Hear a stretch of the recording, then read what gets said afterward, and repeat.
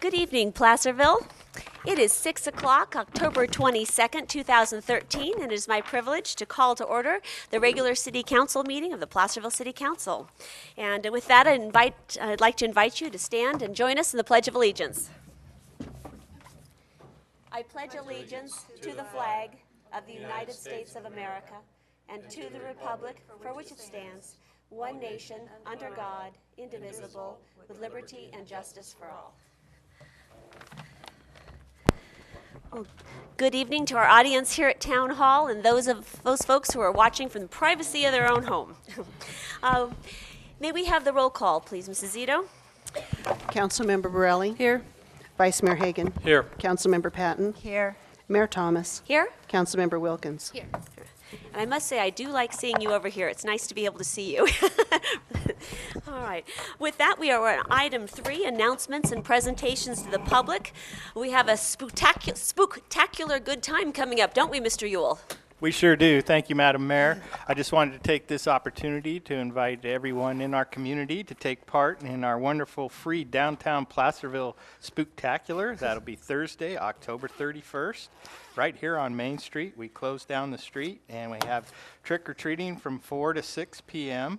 There's a costume contest for all ages. This starts around 6:10. And there's also a carnival here in this building for the youngsters, and that goes also from 4 to 6, and that's for 10 and unders. So we invite everybody to come out. It's a free event, and we're really looking forward to what's supposed to be really nice weather. So come on out. That's wonderful. And it's events like these that make our community one of the fabulous places to live. And so for those of you who haven't taken part, seeing all the little munchkins in all their costumes and all the shopkeepers out, it's a true example of community. It's a really fun evening. So thank you for helping facilitate that. I just want to interject. I think this is a fine time to thank all of the property owners because it's a little costly to them. They all, and I meant the merchants is what I meant, the business owners, that they provide treats for all the kids. A lot of candy. Yeah, thank the PDA for their part in all the downtown merchants. Would also like to remind folks that the Halloween Hangtown Ball is this weekend, and so it may get a little noisy around town. I know we're working with the event to keep the noise down at night, but there'll be around 4,000 people we anticipate here in Placerville, eating in our restaurants and shopping in our stores and enjoying Placerville for the whole weekend. So just wanted to remind folks that that's going on, and if you're a restaurant or a store owner, just wanted you to be prepared for that. And I also have one more announcement, hot off the press here. Thank you, Councilmember Patton. Music in the Courtyard. It's the last Music in the Courtyard this Saturday at 1 p.m. in the Courtyard off of Main Street. So thank you for that. Any other announcements? All right. With that, we move on to item 4, closed session report. City Attorney Driscoll, good evening. Thank you, Mayor. Tonight I want to announce that the settlement agreement with claimant Mary Parlin has been completed, and that involved a incident on February 18th of 2013 at Lions Park where she was injured, and we have entered into a settlement agreement with her for the sum of $5,502.35 as authorized by the council. Other than that, there was no reportable action taken tonight. Great, thank you so much. All right, with that, we are on item 5, adoption of the agenda. Does council have any changes to the agenda? Move for the adoption. Second. Been moved by Councilmember Borelli, seconded by Councilmember Patton. All those in favor? Aye. Aye. Agenda is adopted. Ceremonial matters, none scheduled tonight. And with that, we are on item 7, public comment portion of tonight's meeting. And before we get into oral communication, we do have 2 written communication that has been entered into our agenda tonight. One, a letter from the Department of Housing and Community Development regarding the review of the Placerville's 5th cycle draft housing element. And do you have any comments for that, Mr. Morris?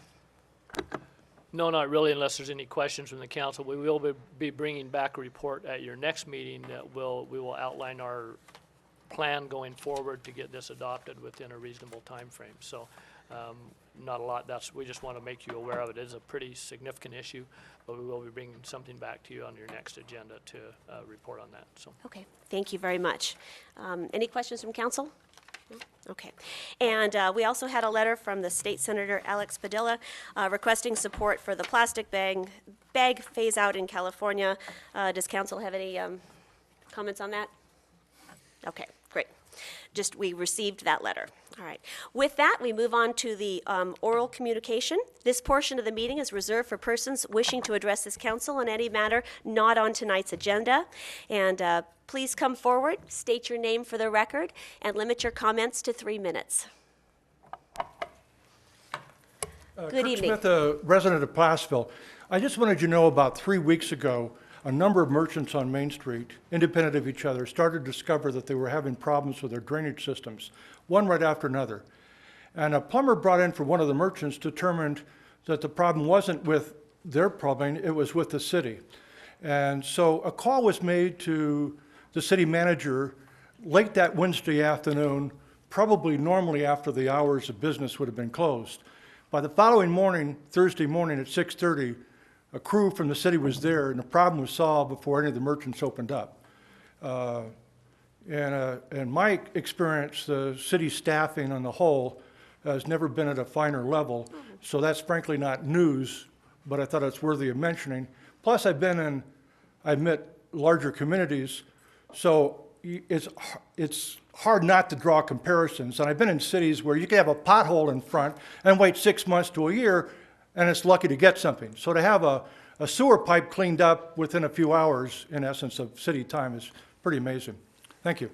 Thank you for taking your time to share kudos to our city staff, and kudos to our Public Works crews for facilitating that. Thank you. Good evening. Hi, Kathleen Newell, Shingle Springs resident. I'm here about the plastic bag ban letter. What's the procedure now? Do you guys, will you bring it back, or do you decide as the mayor to send a letter of approval or not approval? How's that work? City Manager Morris? Yes. We are not planning on doing anything with that right now unless the council directs us to put something on the agenda for council to take action on it. That's the purpose of putting it on there tonight, so.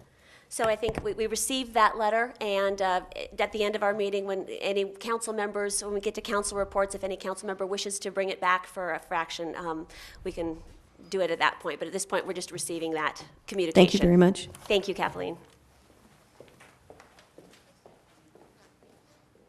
Anyone else? All right, with that, I'll close public comment. Oh, come on up, Barry. Yeah, you're not escaping me. Barry Batchelor from Smith Flat. Oh boy, where do I start? 3 minutes. 3 minutes. My question to you is, what has the city council done for the city citizens of Placerville? The redevelopment didn't do anything for them. We spent $400,000 on that. The roundabout, we spent $150,000, and that's still in the hopper. The Point View didn't do anything for the citizens of Placerville. It did bring the homeless into my neighborhood 24/7. The Ray Lawyer interchange is a big chunk of money that's not really going to do anything for the citizens of Placerville. Maybe the county employees, and that should have been a county project rather than a city project. The city workers have not had a cost of living raise in quite a long time, and they're working 4 days a week. And I think that should be the top of the priority, is to get the city hall back to a normal function and stop spending money on all these little goodies that do nothing for the citizens of the community. Thank you. Thank you. Barry, you have your timer at the podium. I still got time. Thank Well, I don't know how to dance, so I'm sorry, folks, I gotta leave. Thank you. Anyone else? All right. With that, we'll close public comment and move on to the consent calendar. All matters listed under the consent calendar are considered routine and will be enacted by one motion by roll call vote unless any member of the council wishes to remove an item for discussion. Does any member of the council wish to do so? Changes? No? I'll move consent. Second. Okay. It's been moved and seconded. Before we move on to the roll call vote, does any member of the public wish to comment on any item on the consent calendar? All right. Seeing none, may we have the roll call vote, please, Mrs. Zito? Councilmember Borelli, Aye. Vice Mayor Hagan. Aye. Councilmember Patton. Aye. Mayor Thomas. Aye. Councilmember Wilkins. Aye. All right, consent is approved. There are no ordinances, no public hearings, and with that, we move on to the meat and potatoes of tonight's agenda. The discussion action items 11.1, adopt a resolution approving a consulting services agreement with PMC for preparation of an EIR for the Clay Street Cedar Ravine Realignment Project. And with that, Mr. Rivas, you're up. Thank you very much, Madam Mayor. I'll just start with some background on the project. The Clay Street at Main Street Cedar Ravine realignment, the Clay Street Bridge replacement project over at Hangtown Creek, was approved by the City Council back on February the 8th of 2011. And in conjunction with approving the project, the Council also adopted a mitigated negative declaration and a mitigation monitoring reporting program in accordance with the California Environmental Quality Act. Following the Council's action, an action was filed in the Superior Court by the Friends of Historic Hangtown seeking a writ of mandamus from the court to set aside those approvals. The court held a hearing on September 2nd of 2011, and on February the 14th of 2012, the court did issue a order granting petition of writ of mandate in favor of the petitioners, basically setting aside the approval of the project and the adoption of the mitigated negative deck, requiring that the city then pursue an environmental impact report. The court basically directed that certain potential impacts are to be evaluated in the EIR, and those included traffic, parking impacts, urban decay impacts, biological impacts, cultural resources impacts, toxic impacts, aesthetic impacts, growth-inducing impacts, and inconsistency with area plans and policies. On May 14th of 2013, the City Council directed the staff proceed with the design phase, look at all options equally, and prepare sufficient documentation to proceed with the EIR. And we have provided a copy of those minutes in the staff report for your reference. And this also was one of the three options that was considered, resulting from the April 30th, 2013 neighborhood chat. Proposals were received from 3 different environmental consulting firms, and it was staff's opinion that PMC, with their scope of work, schedule, and cost estimate that are attached to the exhibit, were found to be superior and in approach and best understood the project. So they were selected to prepare the environmental impact report. They're proposing to complete the work under a budget of $155,994. With that proposal, if you look at the tasks involved, there are a number of tasks to doing the EIR, including project startup, the notice of preparation. They would then prepare an administrative draft EIR. They're also looking at revising the traffic impact report, and that'll be done by a subconsultant, Fear and Peers. There will be time for city review of the administrative draft. They will then revise the administrative draft and the administrative draft traffic report in accordance with staff comment. There'll be then a further city review. They will then prepare and publish a draft environmental impact report for public review. Following a 45-day of that public review, they would then prepare an administrative draft final EIR and traffic report. There'll then be further city review of that document, revise the administrative final EIR, and prepare and publish the final EIR for certification by the council. Also included in that, which is very, very important, is they're including in task 11, I want to point out to the council, is the public outreach. That was something that your council at the last meeting had requested, that there be further outreach to the general public. They are proposing to do that. There will be one hearing that will be conducted by PMC as part of the scoping meeting. They have 2 additional meetings that they'll propose. One we'll probably hold during the traffic. Once we have the traffic results, we would then look at the various different alternatives that we have for the intersection. And we also have the ability at our discretion to have them do additional impacts, or do additional hearings or meetings with the general public for about $1,500 to $2,000 per meeting. Per the council's direction. So I think there's a lot of opportunity to have a lot of different input from the public throughout the process, so that we have an EIR that is sufficient, providing the council with full disclosure on the impacts so you can make an informed decision on the project. So with that, we're recommending that you approve the contract as proposed, and I'd be happy to answer any questions you have at this time. Okay, thank you very much.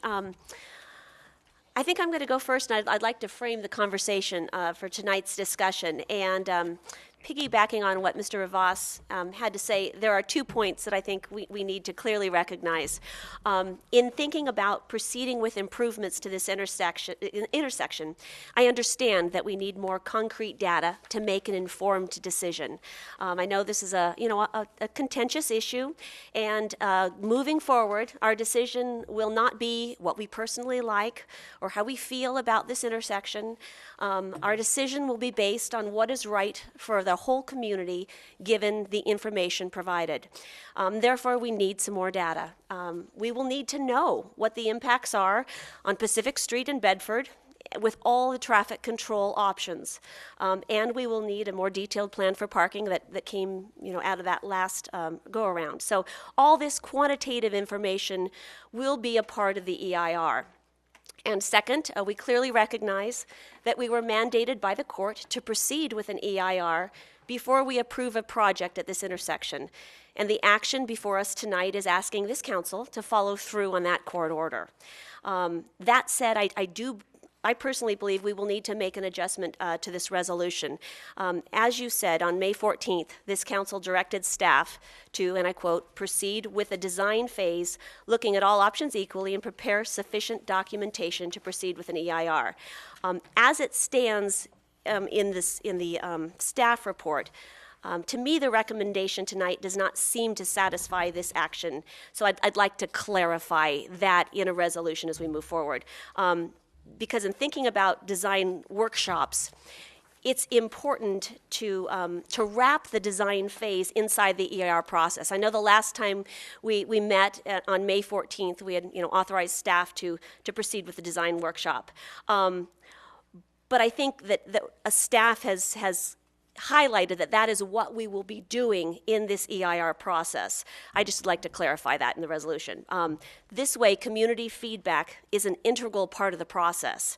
And that's much better than us holding workshops on our own where the process doesn't have any teeth and then we proceed with an EIR. It makes sense to wrap it up inside the process, and I want to make sure we do that tonight. I did have a question, Pierre. Under Task 11, it states that 2 group meetings will be held with key stakeholders. Who are those stakeholders? Is that a public process? Is that a private process where certain people are invited? Can you kind of describe what does a key stakeholder mean? I actually talked with the principal with PMC just to make sure that we were all on the same page as to what exactly that meant. When you look at the first meeting that's proposed as part of the notice of preparation process, that's a more general meeting with the public. So it's stakeholders, meaning those that are very directly affected by the project, and of course the public in general that are interested in the project and the EIR process. So it's to solicit basically what the public feels are impacts that may be imposed through implementation of the project so that it's covered in the EIR.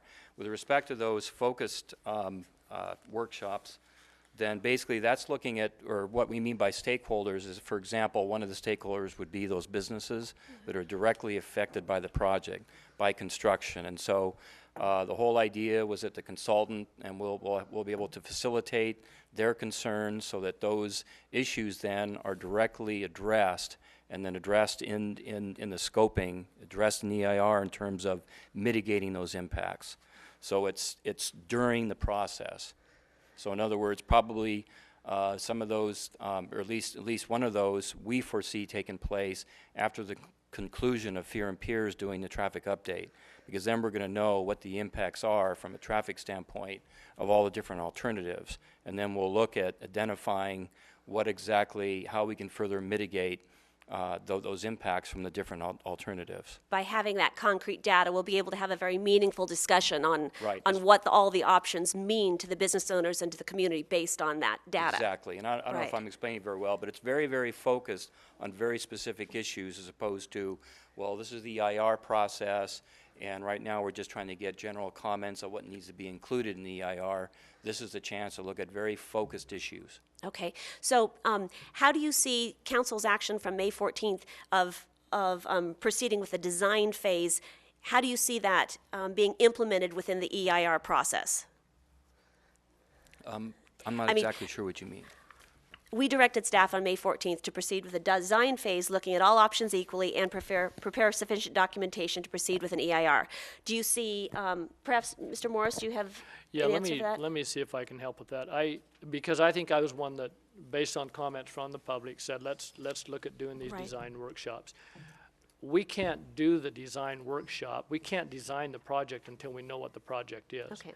You have asked us to do three equal alternatives for the project at that intersection in the EIR. So we can't do the design until we know what we're designing.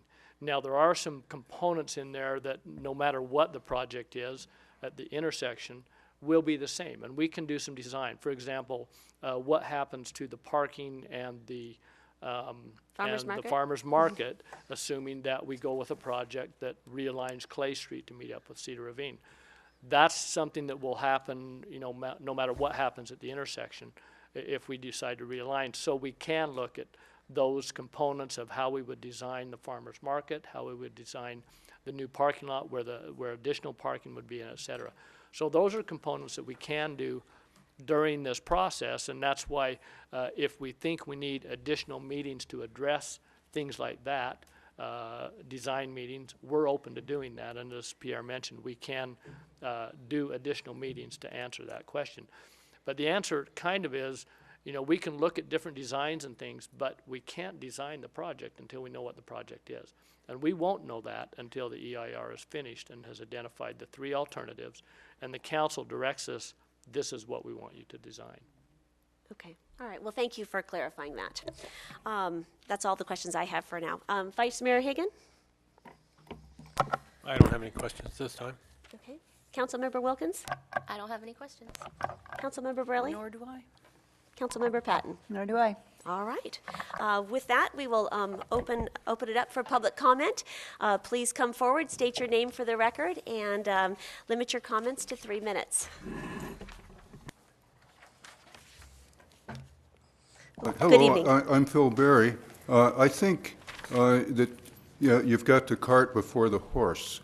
It seems to me you're asking the EIR folks to design the project. I don't think you've given them specific enough direction as to what you're looking at. At the last meeting, you were going to have some public meetings and presumably some action of the council to come up with some alternatives that they can deal with in the EIR. You're asking the folks writing the EIR to design the project. In other words, where the parking goes and all of that. I think you're doing it backwards. I think you may have made up your mind tonight, but it is backwards. Thank you, Mr. Berry.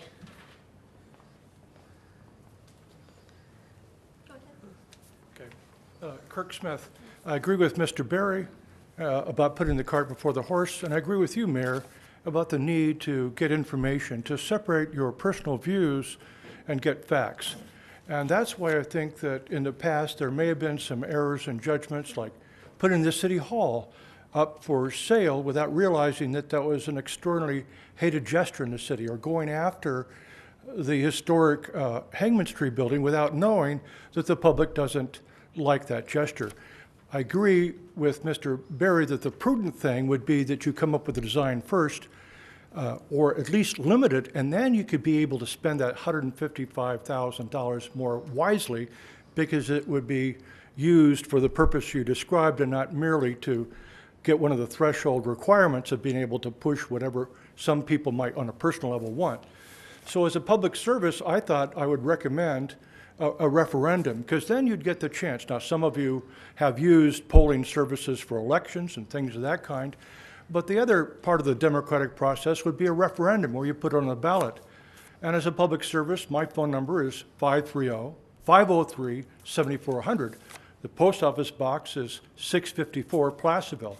I'll be glad to spend up to $3,000, and I'm sure I can find lots of others who'd be glad to get the signatures to help put that on the ballot.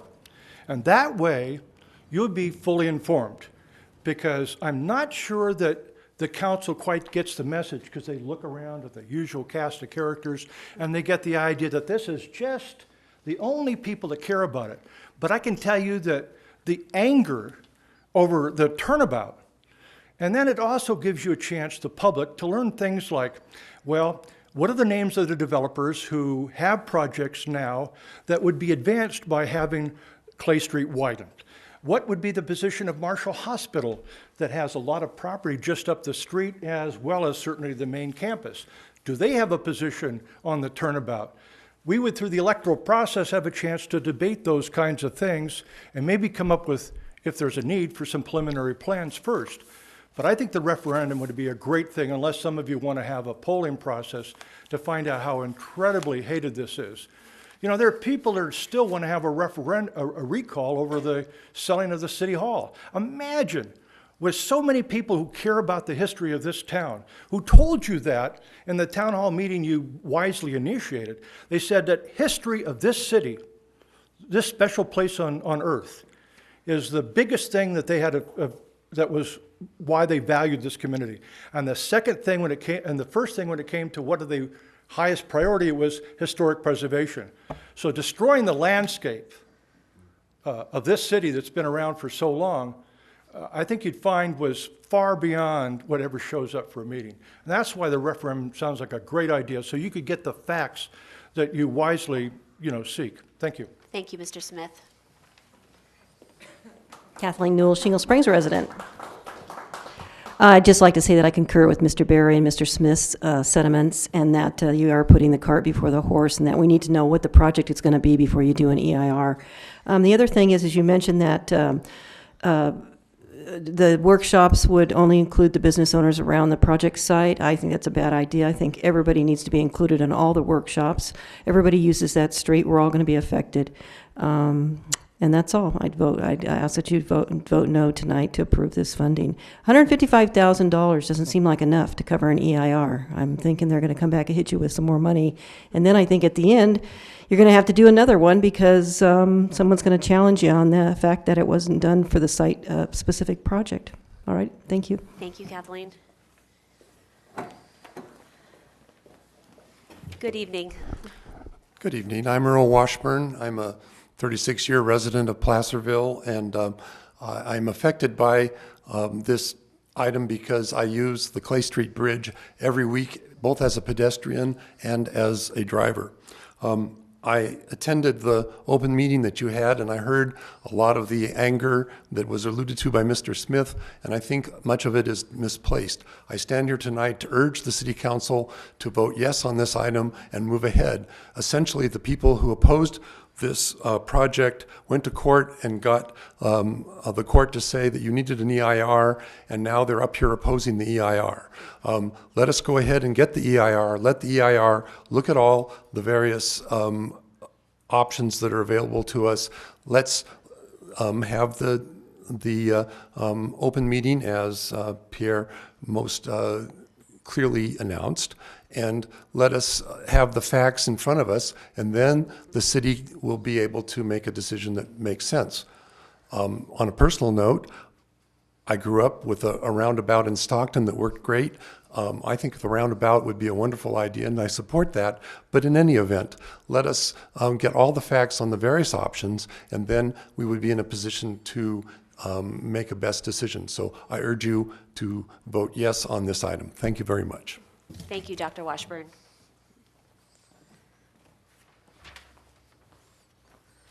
Good evening. Evelyn Veerkamp, Placerville. I'm not going to urge you to do anything because I'm convinced that you already know what you're going to do. The die has been cast. I would support those people, however, who say that those who oppose the city's direction number many more than those of us who are here. I have personally spoken with very few people, actually a total of one, who supports what you're doing.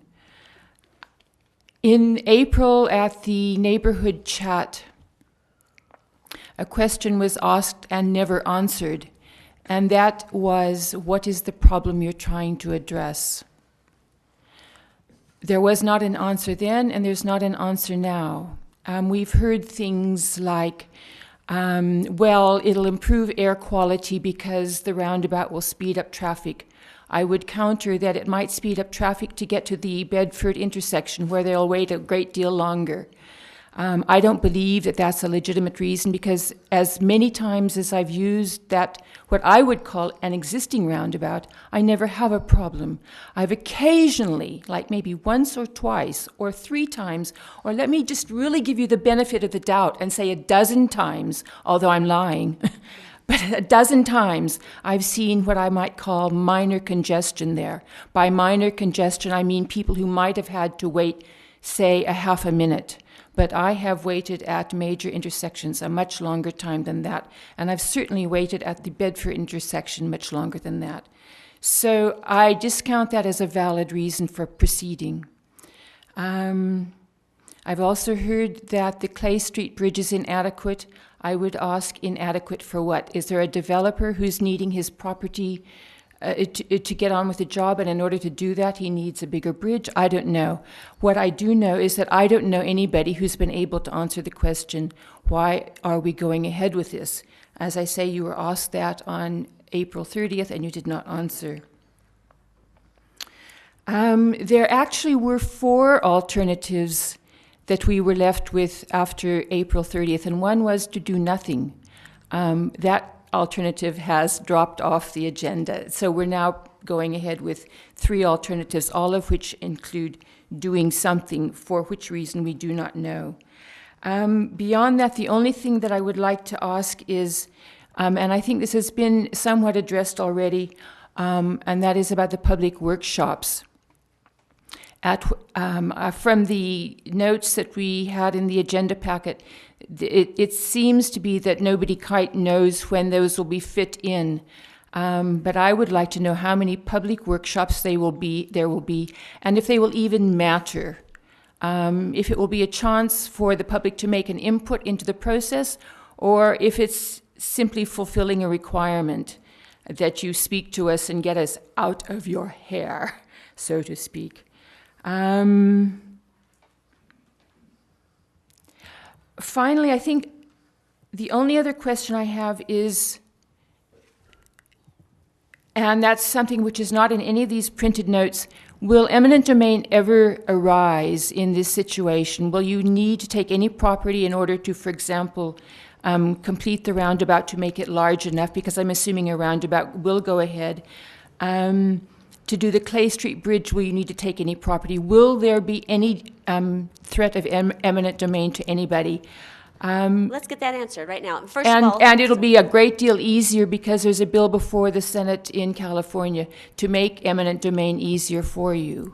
Okay, thank you. Let's get that answered. And first of all, I greatly challenge you that there is no assumption of a roundabout. I asked. That there is absolutely none. So, roundabout is out. No, there's no presumption that that is going to occur. We are looking at all options. Yes. I understand that. So let's not presume a roundabout. We're looking at all options. And Mr. Rivas, is eminent domain, has that been entered into the conversation as part of this project? To my understanding, no. No. So I've never heard any part of eminent domain as part of this process. Mr. Morris, can you confirm that? No, none. If, like you say, that we're looking at all options equally, if the roundabout were the option that were chosen, the property around there primarily is that parking lot that might have to encroach upon, but that's city-owned property. Okay. All right. That's good to get answered. So it probably, almost certainly, 99% won't happen. Okay. Thank you. Thank you.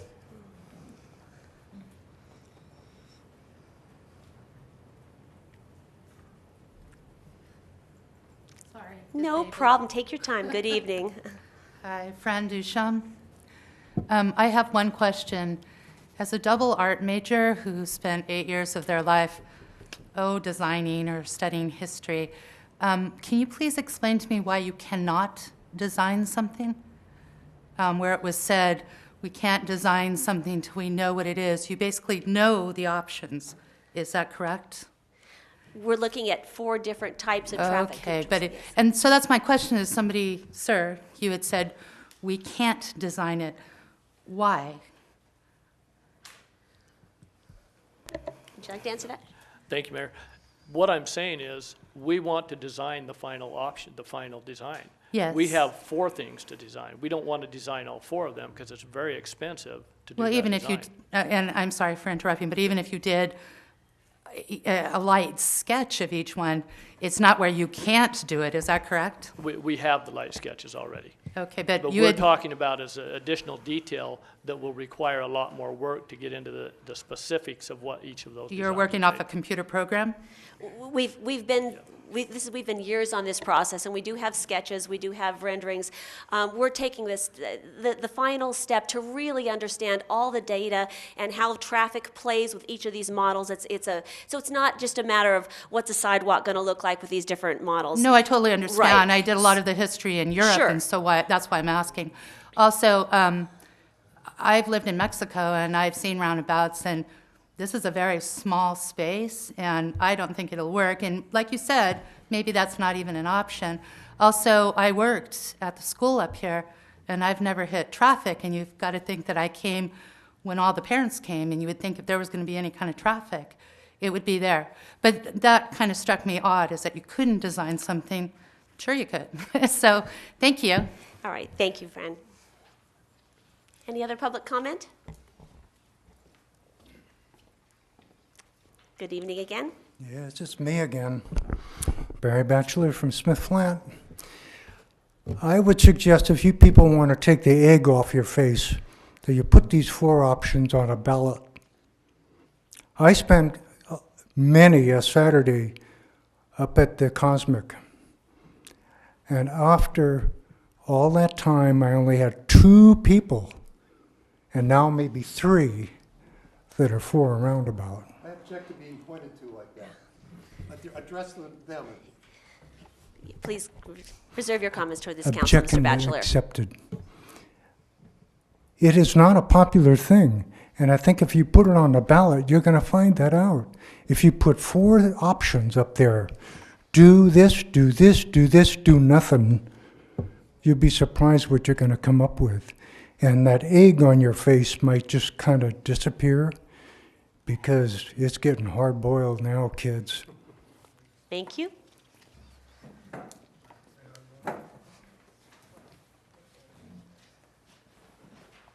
Good evening. Good evening, Mary Donkey. I came here tonight to be enlightened because since April 30th, I've been waiting and waiting and waiting for these workshops that were supposed to take place so that the community at large, the business owners, and those of us who will be impacted by what we do with Clay Street and the Cedar Ravine intersection, I was under the impression when I left that town hall that was standing room only, that we were going to be involved with rough drafts. Obviously, we can't come up with the formal plans, but input. And it just hasn't been there. And now I'm told that staff is going to do the design and present it for consideration in the EIR. Am I correct? Is that what I've been hearing? That I think I addressed that in my opening comments. I Yes, came in at a quarter after, so I do apologize for that. But I just have heard some really good solutions here to go forward so we don't have another situation where we feel like we're not being represented. And with all due respect for the gentleman who saw a roundabout in Stockton that he liked, Stockton is not Placerville. We have a history here that we want to protect. Thank you. Thank you.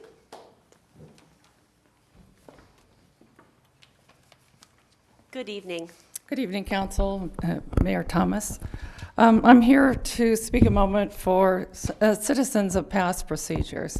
As you may know, I was part of the process a number of years ago when the Cottonwood subdivision was proposed, and it was a very large subdivision yet to be completed. And it went through a great number of public processes with a great number of Placerville citizens participating. And it was very clear that there would be effects from those new neighborhoods opened up. And one of the main conduits for traffic would be from Clay Street to Main Street, which was already highly impacted by traffic. As a condition of approval and a mitigation for that traffic, it was agreed that the bridge and the intersection be improved. That was a commitment to the citizens of Placerville. That was not an idea brought up by someone in a frivolous moment of liberal ecstasy. That was part of a document that mitigated those impacts for all of the people who live in that neighborhood. And yes, probably a decade and a half later, I moved to that neighborhood. So I am a daily user as well as a past participant in process. I have made this point before in front of the City Council, but I think it's very worthy of being made once again to the public at large, is that every objection that I've heard from members of the objecting public this evening has been voiced repeatedly and with an extreme amount of anger and frustration over the Placerville Trail, Main Street improvements, the period light poles, removing the Cobra heads and installing the historic light poles, the Highway 50 project that took down the chain link fence. I was told personally that I was ruining the business climate of Main Street, that no one would ever come there again, that traffic would, or parking would be so impacted and it would be so ugly.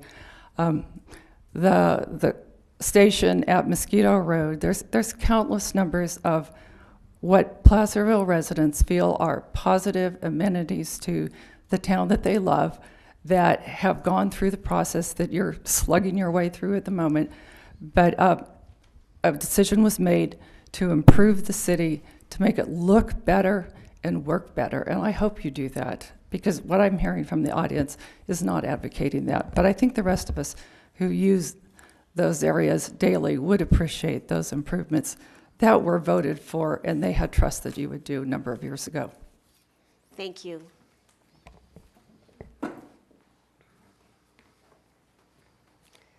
Good evening. Good evening, Sue Taylor. I have lots of fun ideas. I think we could go in a direction rather than this direction. You know, I remember, Wendy, you came to taxpayers to speak, and I asked you if the public was against this project, would you give it up? I mean, basically, would you stop? And you said, absolutely. But we have to find out first. And so you had a public meeting, and there was a huge outcry of frustration on this project. And again, I asked, will you drop this? And you said with the rest of the council that let's give it one more try. Let's put out some designs out there, because you really felt that if we saw something that we felt good about, then the public would embrace this. Now we're doing a full EIR. Really? And we all know that an EIR is based on a project with the intent to move forward with that project. It kind of clouds the whole openness and relationship that I think what was happening and where we were going, when now we stepped into now we're in a legal function of just the task to get this project through, and you do it through an EIR. I think there's lots of different ways we could do design. I'm doing the design standards for Missouri Flat because we've talked about them for 5 years, and so I finally just volunteered to help get them done. And I'm actually doing that for them. And then they bring like 5 different consultants that ask me, well, Sue, what can we do to help you? All these paid consultants. It's just, stop paying for consultants and listen to the people that are asking you to listen to them. Bring out the high school students with chalk, and let's draw this stuff all over the area over there, and let's see what it ends up looking like. And then let's all take a vote. Okay, that's not going to happen. So I look at the amount of money that we're talking about spending, and I think of all the things you could use that to do. and even I think the mitigation money for the Cottonwood was around $70,000. I thought, what a cool walking bridge you could put. The sidewalks extend beyond the bridge. You could get a little cute walking bridge that goes down Clay Street on each side of the existing bridge. I'm looking at all the impacts that you're going to have to deal with. I was told before I got here that this is just talking about the design. We're just going to move forward with the design. And now that I'm reading this and looking at it, we're basically, what you're saying is you're going to address the traffic impacts, parking, urban decay, biological, cultural, toxic, aesthetic, growth-inducing, and inconsistency with the area plans and policies. You can't do that, in my mind, for $156,000. And I think you'd be much better to take some money, hire someone that knows how to draw pictures, bring it before the public, and if there's anything there that we feel has substance and the public goes along, that's great. Then put it up for a vote. As the other speakers talked about, instead of pushing it on the public, let the public be a part of the process.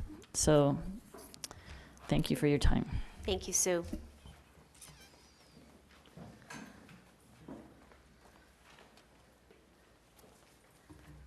Good evening. Hello, my name is David Price. And, you know, I just don't know where to go with this. We've been talking about this for 3 years, and I don't know what else I could say to even remotely change your opinion. So really, I think what's been said tonight is the only thing we could possibly do to do the right thing is to put this to the vote of the people. There is no other options. There's no amount of money that you can spend. You can't pay for the opinions and expect the people to believe what you have showed them with that. There's nothing we can do. There is no common ground. We have to bring this to a vote. And to pretend like you hear me say this and then you turn your head and ignore it doesn't make the people feel any better about this.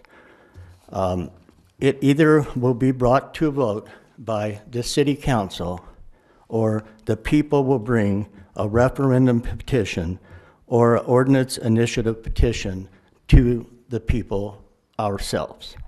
And that will only make you look bad, because the people will be angry that you have been told repeatedly, please bring this to the vote of the people. You know, the mayor right now has said that there was no support for the roundabout, at least. And I believe that, Wendy, you know that there's very little support for this project, period. There are some people that have properties, possibly some businesses where people will benefit. But the vast majority of the people in this city will not benefit from this project whatsoever. It will only make our downtown area more congested. It will take away parking. It will take away the small town atmosphere of our city.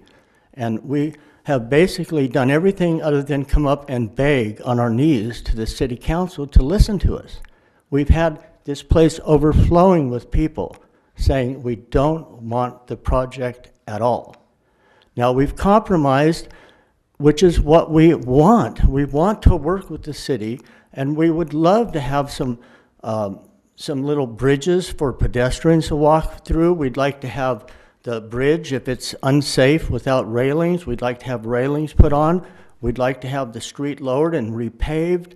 But we don't want to increase the traffic for the benefit of a few. And it's not going to be the mass of the people. Now, I've stood out with Barry and many other people at the Cosmic Cafe. Granted, a lot of those people are obviously going to be against the project because the farmers market's there. But that's not the vast majority. I mean, the rest of the town I have spoke with, because I was involved in the redevelopment project, and I've spoke with people because they thought at first, they go, well, is this about the roundabout in Clay Street? No, this is redevelopment agency. But they brought it up, and I talked to them anyway. So we've been out there, we know where your constituents stand on this, and they're not in favor of it.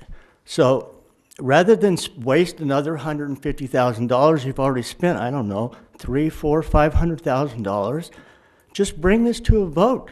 For $50,000, you could make the nicest ballot you could ever put on there. Just make it fair for both sides and put it to the people. Because it's the people you keep saying you're trying to represent here, but no people want it. We've got 2 people that spoke in favor of it tonight.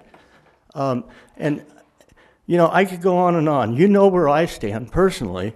I'm just trying to make this so we can get on to other things and we can work for our city together rather than against each other. This is going to go on for another year. I've been doing this for 3 years. I was one of the people that helped save the Herrick building. You know, I mean, I'm tired of fighting the city. I want to work with the city, and I want to get us to all be a prosperous community. And all we're doing is tearing each other's throats out right now because we're arguing and fighting constantly about this. So do you want to drag it out for another year, or would you just put it to the vote of the people? I know, and I'm sorry for carrying on, but probably you know, and I know that you know, that you're going to lose. But at least you'll let the people do it themselves, and they'll tell you. So I hope you consider that. Thank you. Thank you, Mr. Price. Any other final comments? Good evening. Good evening. My name is Tiffany Amy. I am a new resident of Placerville, though I grew up in Somerset, so it's not too far. Thank you. This is my first city council meeting I've ever attended, and I actually came because of the roundabout issue. I know I'm not highly educated, but I will say a lot of the arguments I have heard, a lot of them are based on personal opinion, which you're not going to avoid. Everyone's got their own personal opinion. In terms of roundabouts being used in other cities, that's an invalid comment in my experience, because I've been in numerous cities, many of which utilize roundabouts or other types of intersections, and I've never really seen the benefit of a roundabout versus any other intersection. The other concern I have is for how small the area is. You can't deny how much you're going to have to take out in order to put in the roundabout. So what is the long-term actual effect that the roundabout's going to have for the traffic of the community? The only thing I can think of that can really benefit is during winter season, when we suddenly get an influx of people from Sacramento or from wherever they're coming from up to Apple Hill or like Lake Tahoe. But that's temporary, doesn't last very long, and we're still going to have to sacrifice a lot of that area just to accommodate tourists. And for us to maintain a small town, you can't start opening the doors to what the tourists need. You want to keep the doors open to what the actual community needs and wants. And based on what I'm hearing tonight, you know, the majority is against it. They bring up valid points on they're afraid that their opinion's not being truly considered. While we can sit and say that it is, the process of the plan and how far it's already come, it really doesn't seem like their opinion's truly being considered, because you're kind of just rolling through with it anyway. And again, this is my first city council meeting. I don't know everything that I've missed, but I'm just kind of putting this all together based on what I'm hearing from everyone else. And I have read online comments and whatnot on different forums that I've been visiting, which is what brought me here. So I just want to say that I second a lot of the opposition arguments. I understand the supportive arguments, but I don't think that they really do the full picture. Big picture. That's what I think we need to look at. Big picture. Not small picture, big picture. And what brings this concern up to me as well is I walked down here tonight, and on my way here, I saw a couple of buildings that are in pretty dire need of restoration. So it makes me wonder, you know, if we're going to put all of our time and energy and money into a roundabout, which we may or may not need, why am I seeing buildings that aren't being touched, that clearly could use plenty of restoration? And the Hangman's Tree, that was a big deal that finally got restored. We finally got support and funding to get that done. Well, that's just one thing. And from my understanding, it came from a private contributor rather than a public contributor. So if the public keeps putting focus on things that the community doesn't want, so that we have to get private people to come in here and get it done, that's a concern to me. So I guess that's all I have to say. Thank you for joining us tonight. Good evening. Good evening. Hi, I Wilbur. thought you started at 7 and I was eating dinner. I'm Wilbur Howe and I'm the owner of C&H Motor Parts. You know, I've heard everything and I was late, so I missed some of it. I met with Nate about 2.5, 3 months ago about some stop signs on Cedar Ravine and widening, moving the center line on Pacific Street to improve the flow of traffic. We also looked at the maps that the city has had for a long time for an alternative to traffic flow from the hospital and the school up on the hill. He told me at that time, he says, I'm going to put in a order for stop signs and see where it goes. I must have gone anywhere because I haven't heard anything. I've spent the better part of my life in that intersection. It flows perfectly. With a little help from some cheap stop signs and the interrupting traffic just enough, it won't back up down here like it would if you had a roundabout. Number two is, to put a roundabout there, you're going to have at least 2 lanes, and that is not a big enough area. So I would like to have the council really look before you go off and check these stop signs out, and moving the line on Pacific Street probably about 18 inches would give you enough room to turn right or go towards the hospital, because people are doing it now and there's no, it's a little tight. And secondly, put it to the vote of the people. Thank you.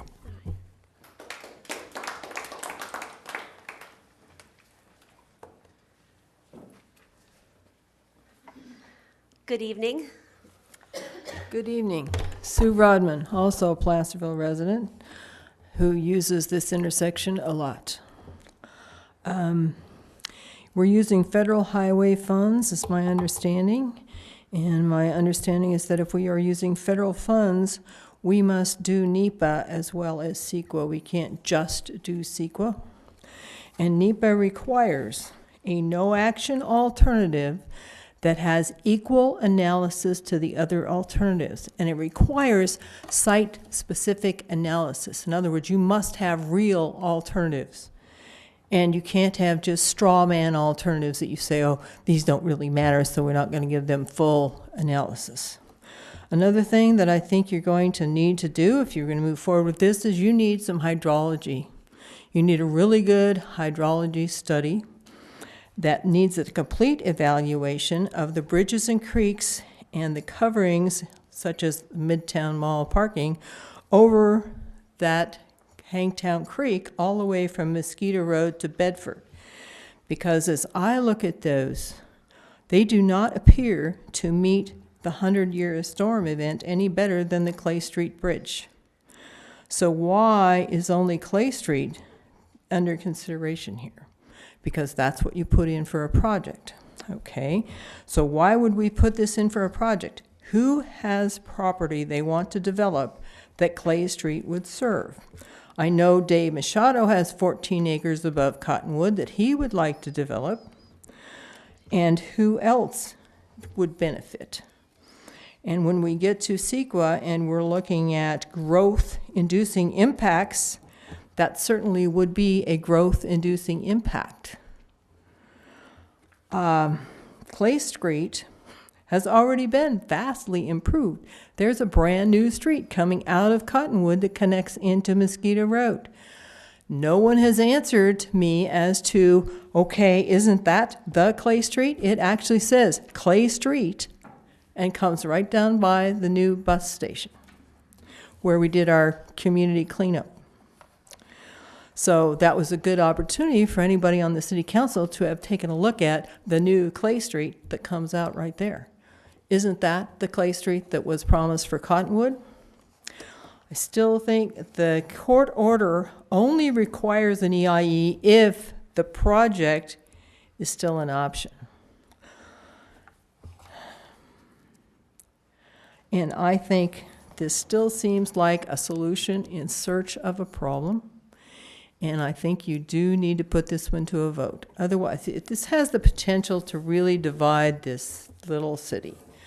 And for other previous councils to brag on their accomplishments, I think they might have done a little better keeping our infrastructure together so we didn't need a Measure H and all of the water and sewer improvements that we are now struggling so hard to do.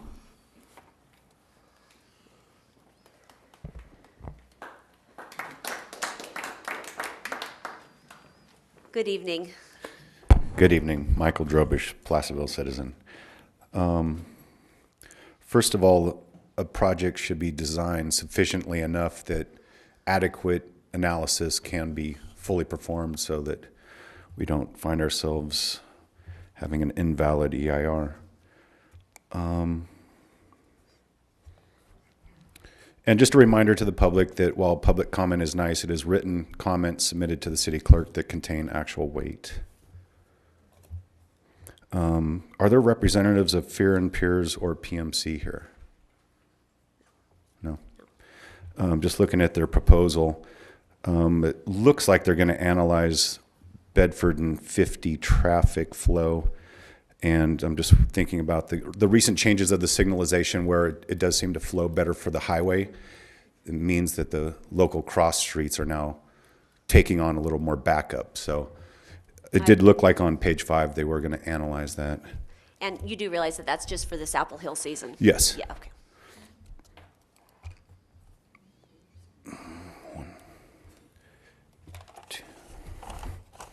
Any other comments, Michael? Yeah. And then, yes, there does need to be a fourth alternative. I'm sure it's just an oversight because no project is a requirement. Well, let's get that's answered. Will that be part of the EIR as proposed, Mr. Rivas? Yes, that's correct. A no project is always an alternative required under CEQA. Okay, thank you for clarifying that. And then under their proposal too, it's stated that Fair and Peers will show a 2 to 3 minute simulation modeling the roundabout. Also, the bridge and creekside aesthetics. So I'm wondering why would they do computer modeling for just one of the alternatives? That seems a little precedent. They should, yeah, they should be showing computer modeling for all the options, signalization and stop sign and such, because it shows they're leaning a little too much one way.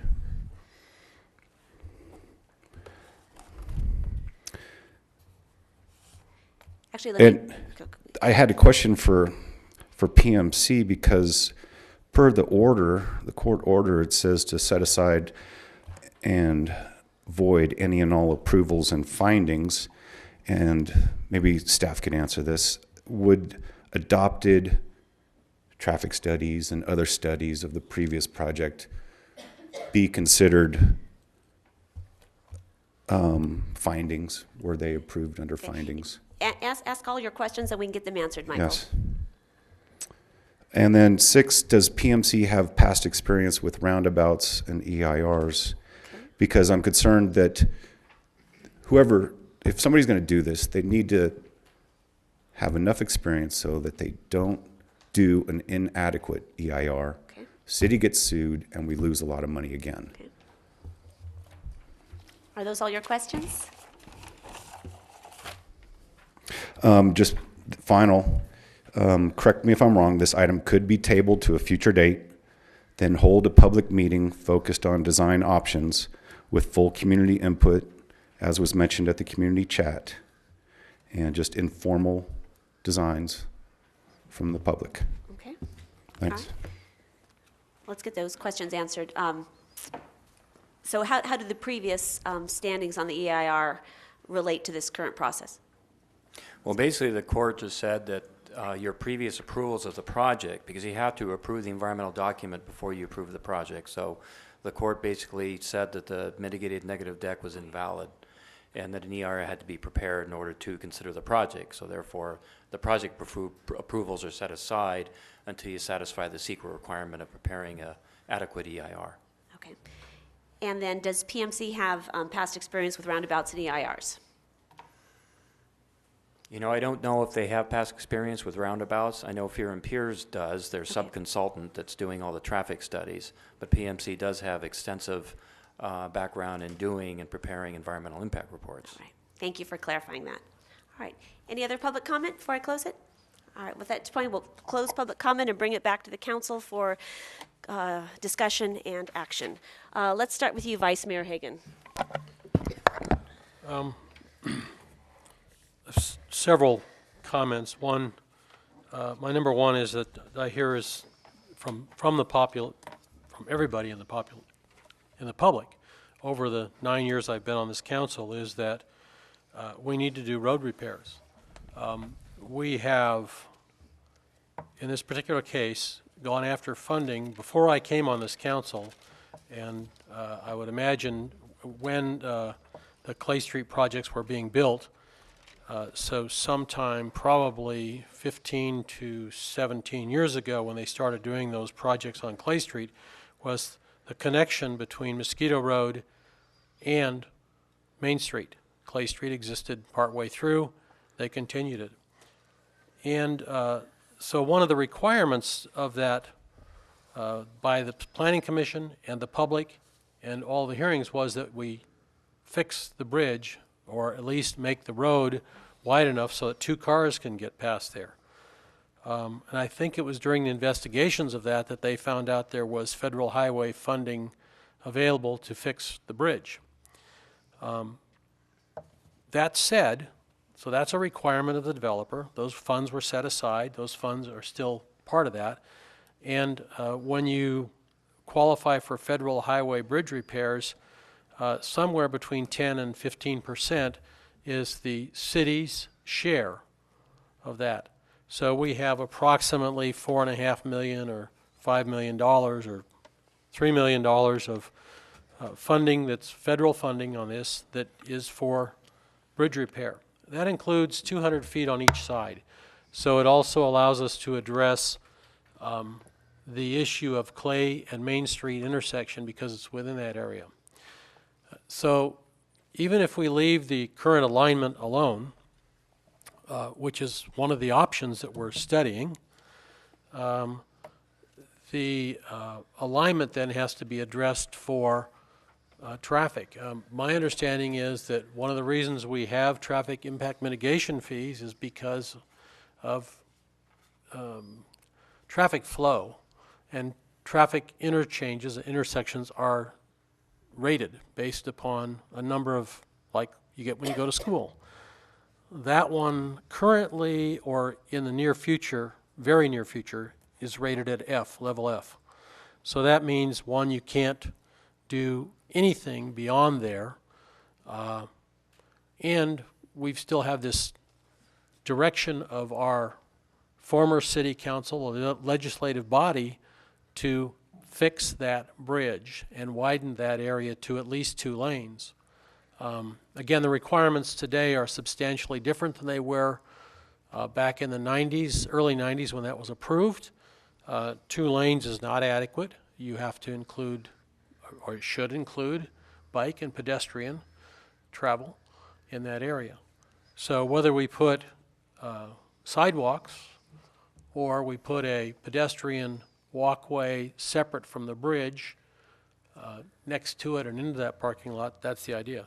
So what I see is that we've got an EIR coming in that will address all of the requirements that the court said we need to address, and we have 4 options. One is, on every time you have an EIR, there's a do-nothing option. That's a standard on the EIR. Design with the current alignment, design with stoplights, stop signs, stoplights, or a roundabout. That's 4 options. I have not preconceived, I personally have a preferred alternative, but that's mine based on the amount of work I've done in the traffic area and transportation area. But at this point, I'm willing to look at all four of those options and see what we can do to improve the road, improve the Clay Street so that it is adequate for pedestrians and vehicle traffic. I'd say currently it's not adequate for traffic. 1.5 lanes is not adequate for 2 cars to get by. 1.5 lanes is not adequate for pedestrians. 1.5 lanes is not adequate for bicycle traffic. That's my primary concern on this whole thing. I understand the process of design. We have looked at a couple of design bids, if you will, and I think we could spend a great deal of money on design and not know what kind of things. I think during this process, we'll probably come up with some designs. I'm not so sure that we can get a good public discourse. I hope that during this EIR process we're able to. I believe the Highway Federal Bridge Funding Act is a state fund, so it does not require NEPA, but I would defer to the professional, Mr. Rivas. Do we need a NEPA study on this? I believe there is a NEPA clearance that will be required. And that's done as part of the EIR and part of the requirements that... You know, staff can certainly look more into it, but I believe I saw some of the tasks for the NEPA clearances in the Quincy reports. Okay. The project report. During the was done bridge by design Quincy. reports. Yes. Okay. I think we already have done some of that for the trail work and the prior bridge work. I believe so, okay. But I'd have to look at those documents. Thank you. That's all I have. And we don't know which option. To me, they're equal weight. I'm sorry, Mr. Berry, I was pretty quiet when you were Mr. chatting. Berry, public comment is closed. Thank you. Mr. Berry, public comment is closed. Excuse me, point of order. Excuse me. No, he did. This is at the council's. Please sit down. Thank you. Vice Mayor Hagan? I'll stop at that point. All right. Councilmember Wilkins.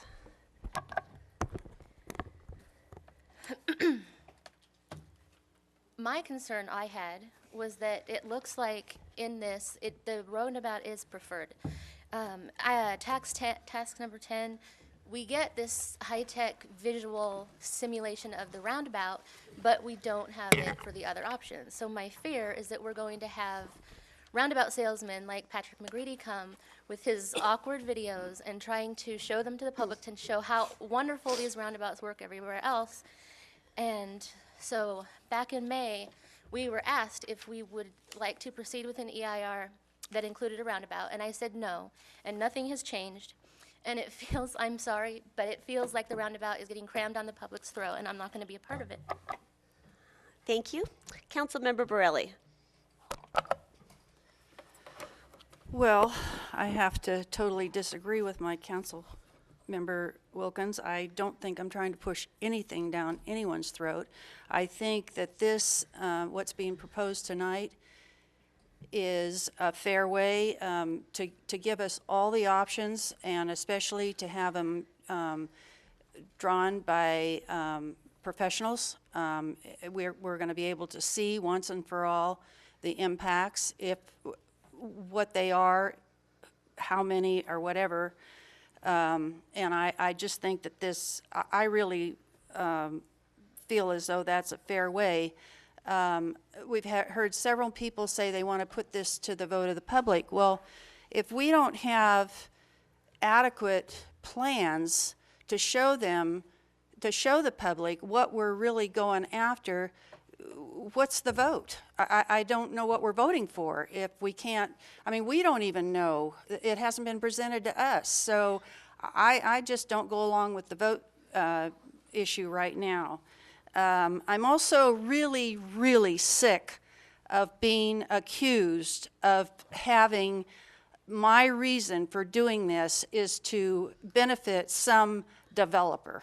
I have no clue as to anybody that wants to build anything up there or that would benefit from this. I am looking at this from a point of view of improving that corner, whether it be just the bridge, whether it be the alignment, whether the stop signs, whether whatever it is. I don't care what anybody says. I think you're just totally blind if you are saying that that corner is beautiful and adequate. It's a mess up there. And I was there the other day at the farmer's market, and I thought, this is horrible. And if whatever we can do to improve it, we need to do it. We've got the funding that would help us to improve something up there. And I think it needs to be done. And also, we keep hearing how we're going to destroy the farmer's market. We're not going to destroy the farmer's market. As near as I can figure out, the things that we've proposed and the folks that we're working with who are in charge of the farmer's market, they've been in agreement that what we are proposing is an ideal thing for them. It would give them a lot more room. It would make the parking better. It would free up that corner so that the regular traffic flow can flow during Saturday mornings. And I don't quite frankly see anything wrong with improving all the area along the creek to have, it's been presented, we would have benches for people to be able to sit down. They can buy food at the market. They can go and picnic. I don't see anything wrong with that, and I don't see what's wrong with that kind of an improvement. Also, it's been mentioned about Marshall Hospital. To my knowledge, Marshall Hospital has never been to any of these meetings to tell us yay or nay. But in my personal conversations with them, they're not against a roundabout. So I don't know where all this information is coming that you all know that I don't. I don't understand it. And there's a lot of stuff, whenever anybody's against something, all these rumors get started. And that's exactly what a lot of this misconception is. And quite frankly, I don't think that this is a waste of money to have this done the way that it's being proposed by our staff tonight. Thank you, Councilmember Borelli. Councilmember Patton. Thank you, Madam Mayor. As most of you know, I've come out publicly in support of the roundabout over the years. I was on the Planning Commission when the Cottonwood development was approved and was mitigated with, we imposed the mitigation fees to improve Clay Street at the Hangtown Creek Bridge. And yes, Clay Street does hook up to Mosquito, and our general plan, which I don't know how many people actually know the general plan, but any new subdivision of the size Cottonwood is supposed to have two methods of ingress and egress. And that being said, if you looked at Cottonwood or at Clay Street and Main Street, you can see that it cannot support the amount of traffic from the Cottonwood. Whatever is beyond Cottonwood is a whole nother story.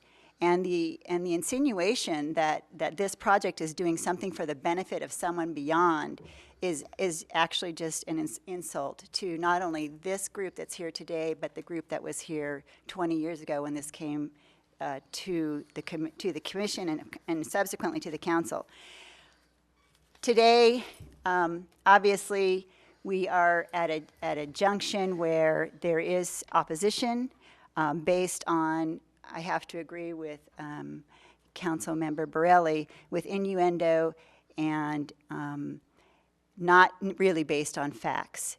If we have a clear, I agree that the traffic analysis that was done for the original project didn't look at Bedford and Main Street, didn't look at the impacts of what would happen if there was free-flowing traffic from Upper Main Street to Bedford, intersection at Bedford. It didn't look at the impacts of free-flowing traffic to Pacific Street. And yet, as I drove through that intersection yesterday, we already have free-flowing traffic from eastbound Main Street onto Cedar Ravine to Pacific Street, we already have, in essence, a roundabout at one section of that intersection. It is you don't stop, it's just a yield. So the idea, and then, I don't know if you remember, but back in May, we had a little, we had a document from the city that said when the Druid Monument was first built, it was a roundabout. Back in whatever, 1940s, 1911, I don't remember the date. But it was a roundabout to begin with, and then over the years, as if stop signs could fix it, stop signs were put in and established, and that's what we have today. I'm willing at this particular moment, out of respect for the council that's here today, to go through the process, let's look at the traffic analysis, let's look at it with today's standards and say, okay, context-sensitive design. Let's look at what could a bridge look like in a community that believes that walking and biking and handicapped accessibility are important to us. Let's look at what can we do to that bridge to make it better. And at-grade pedestrian sidewalk, if you will, to the asphalt of the driveway, of the roadway, is not conducive, not to bikes, not to pedestrians, and certainly not to wheelchairs. And I've seen more than one wheelchair try to make their way, first of all, the intersection at Main Street and Clay Street, but then to go across that bridge. And it's not how I want to live in a community. It is functionally obsolete. It has been determined to be functionally obsolete. I didn't make that determination, but that's what it's called, and that's how we can, as a small community, afford to improve that bridge, to make it so it functions for all of our citizens. I would encourage the council to go ahead and let's go through the EIR process. Let's get the traffic analysis done. Let's do the design phases before the council picks a preferred alternative, so that the members of the community have their chance at input. Because that's when you do it. You do it when you're building the project. The project isn't built. There are 4 alternatives that we're looking at, and that's the way it's done. You don't just get to, at any rate, that's how it's done. And I believe that what Mr. Rivas and what Mr. Sorry, what the city manager has brought forward, is a fair project that we can move forward as a community. We can be the leaders of the community. We can hopefully build respect so that everyone feels like they're part of the community. And I would just like to go on record as saying that I would just like to have a respectful dialogue, because I'm not looking out for some developer on some future project. This is something that came down over 20 years ago that I would like to see to its whatever end it's going to be at. Thank you so much. My final comments before we get to an action. First of all, I respectfully challenge Councilmember Wilkins' suggestion that this council is pushing a roundabout. People, of course, have individual opinions regarding this, no doubt, but to suggest that as a legislative body we have made a decision on a roundabout is absolutely false. I also challenge Ms. Taylor's comments. I did not say I would drop the project. I did say I would not support a roundabout if I didn't feel there was strong, broad-based community support, and I do stand by that. We are, as Vice Mayor Hagan suggested, we are mandated by the legislative bodies of the past to fix the Clay Street Bridge. There's money in that fact. That project gives us the opportunity to improve the parking lot, to fix the lower hangout problem that is just a problem area and will continue to be there. It gives us the opportunity to improve the trail and the farmers market, to add parking to this impacted section of town. And while I said that I would not approve or stand by a roundabout if there was not broad-based support, what I do strongly support is intersection improvements. I favor a realignment. I favor improvements to the bridge, pedestrian, traffic-wise. I favor improving that parking lot that is rutted and decrepit and hard to get in and out of. I favor improving the farmers market. And while I agree with my council members' comments, let's have a respectful decision. Let's go through this process together and then make an informed decision. I don't believe, I think we're at a juncture that I have no faith that we can have a respectful, productive discussion on this as long as the roundabout is on the table. So I will stand by my vote on May 11th. I would like to see the roundabout pulled. Do I think it would work and be beautiful? Yes, I do. I think it could be a gorgeous project. I don't believe we can do this together, though, as long as the roundabout's on the table. So I would favor, once again, as I said on May 14th, pulling the roundabout option, then proceeding with an EIR, looking at this project, looking at the realignment, and fixing this intersection once and for all, and making it really a cornerstone of this community that could be absolutely beautiful. So that's where I stand on this issue. I have one thing to say, just to Okay. clarify. Yes. I want to apologize if any of you thought that Turn your mic on. I want to apologize if it was taken that I meant any member of our council has that personal. I don't mean that you are cramming it down the throats. I mean, with the way that it's been going, and we have to approve these things, and every time we approve something, it's just in favor. So that's the clarification I wanted to say. Any other further comments or action on this?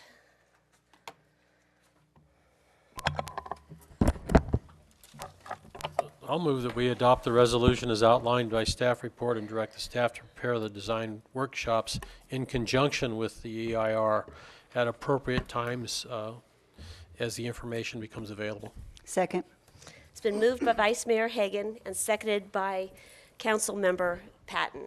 I'd like to add one thing to that too. I'd like to, at this point, so that we make sure that we have sufficient number of public hearings, that we add 2 additional design workshops to that as part of the contract. So amend the contract so that we do that. Is that okay with you? I'll Cheryl? amend my second. Okay. We have amended first and second. May we have a roll call vote, please? Councilmember Borelli. Aye. Vice Mayor Hagan. Aye. Councilmember Patton. Aye. Mayor Thomas. No. Councilmember Wilkins. No. Okay, motion carries. Thank you. All right. And with that, we move on to council reports. Let's start down to my right. Council member. Oh, yes, I'm sorry. What's that? Don't we have one more item on the? Nope. Item 14. Oh, never mind. You have a different agenda, Carl? Yeah, no, I just have a different item in front of me, number 14-1, but that's. We'll get to that. That's after that. Hold your horses. Sorry. Hold your horses. All right. Councilmember Patton, let's start with you. I kind of wanted to echo, I think it was maybe it was Kathleen Newell about that plastic bag phase out. What happens when we get letters like that? Is it automatically assumed that this city will be in favor of that, or is it up to you, the mayor, or the city manager? I don't really know when we get those, because then all of a sudden we have a resolution in front of us, and it's like, well, wait a minute, I might want to talk about this. Good question. Mr. Morris? It is up to the council. We provide that to you as information. I don't know, some of you may have received that directly also. I think you did. It's up to you to request that we place, especially something like that, on the agenda. If you would like it to be put on as a action item, you can request that, and we will bring it back in the form of an action item. At this point, we wanted to make you aware of it and see if there was that interest, and now would be the time if you would like something like that put on the agenda. Otherwise, we just remain silent on it. Doesn't mean we're in favor or against it. We just remain silent on it. Okay. I would not be in favor of it, so I just wanted to not have it just sit around and all of a sudden it was out and about as we were supporting it, so that's all. So you don't wish to bring it back as an action item? No. Right, okay, great. No, that's all. Perfect, thank you. Thanks. Councilmember Borelli. Well, I participated in the back-to-school walk.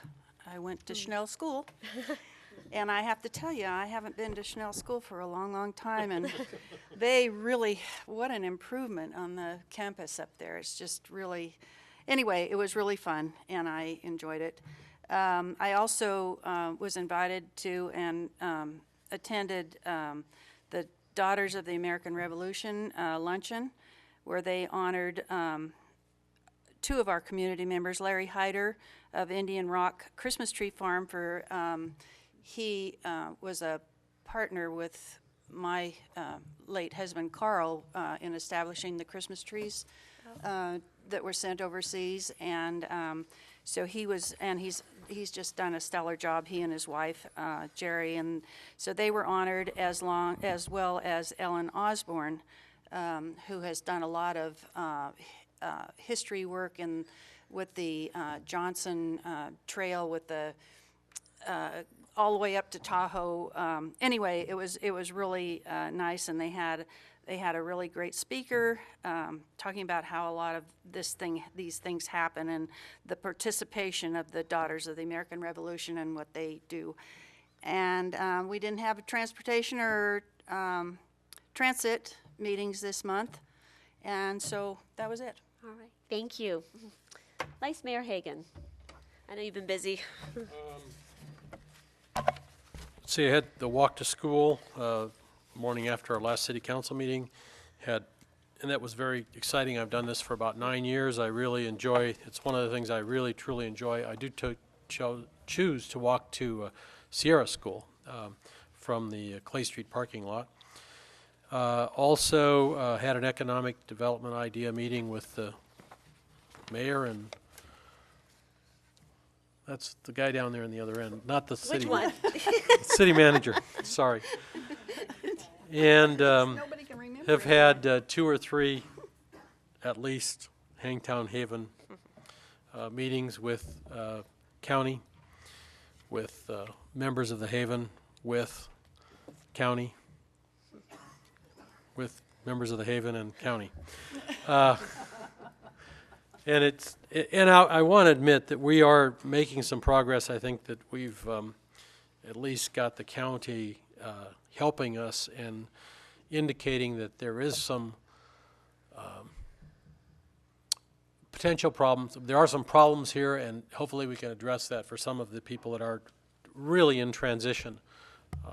There are a whole number of homeless issues.